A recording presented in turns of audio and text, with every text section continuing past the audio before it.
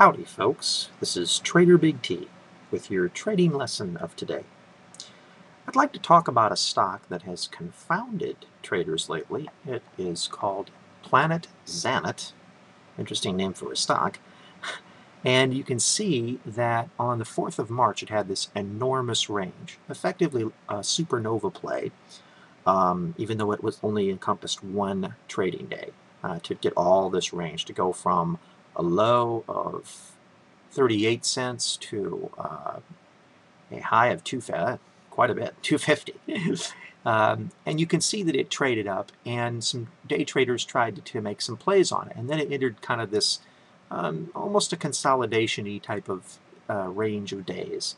And something kind of interesting happened. There is a band of area here that might be sort of support, and that would be at $2.75 in this range here. You can see it here on this day, and over here we reached close to it, 276 on this day, and we kind of touched down here with some of these little shadows on some of the candles. So just well, you can see going straight across. I'm trying to just go straight across, but there is this 275 congestion area right here, and basically that had held as support.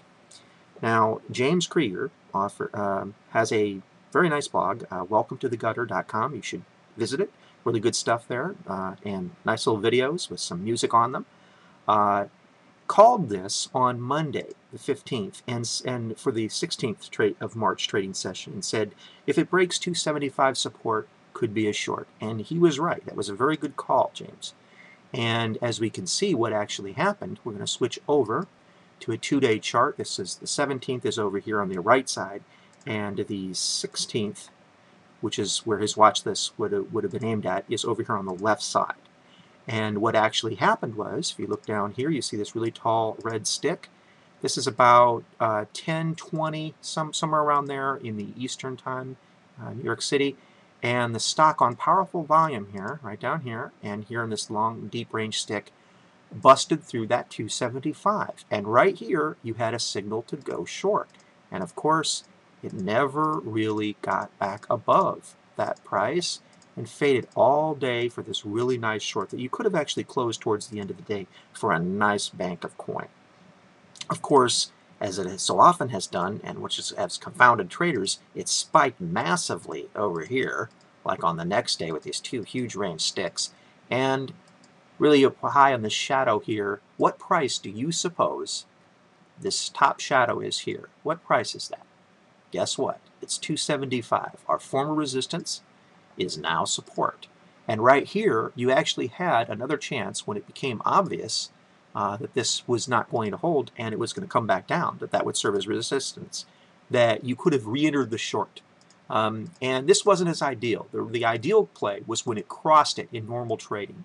And that was pointed out for that watch list that we spoke of from Welcome to the Gutter. And right here, when this on strong volume took out that 275, you had your cue to go short. Now, a trader today was very confounded by this, and they got in at a less than optimum moment. They must have paid a price that was much lower down, so any sort of spiking put them back in the red, or rather out of profit.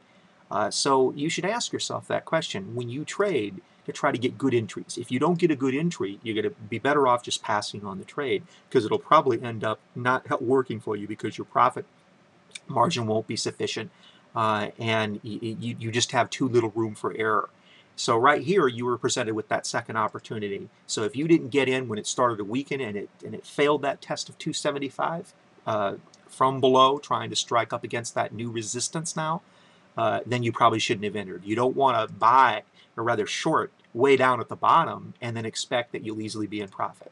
Now, to be fair, ZANE is a stock that a number of traders think is going to collapse far worse than it already is. But as far as a safe day trade is concerned and getting a proper entry, if you can see, let's go back to that stock, that you have this nice area of support, why would you want to enter too far away from that as new resistance? It really doesn't make a whole lot of sense. You should try to get an optimum entry. When a support or resistance area is tested several times, it generally tends to make it far more far more impacting for that support or resistance area to be breached if it struck several times. One of the problems that I had with the trader who had mentioned that they had entered, I think around 245, was that this was intraday of this current day, the 17th, intraday support. And so therefore, when it broke it for a very short period of time here, you can see down here, here's 245, and then it just zoomed up and suddenly he was out of profit.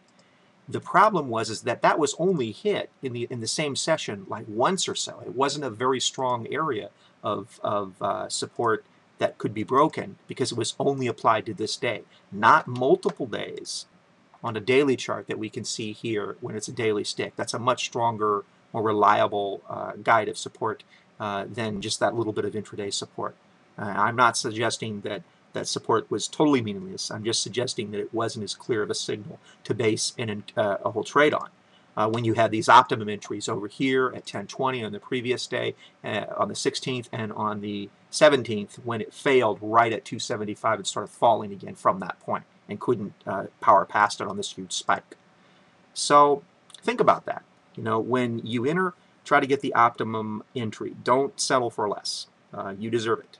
You want to make a very good entry because that will affect your profit and bottom line. Okay, we'll see you next time, folks, in the trenches as you learn to trade with Big T.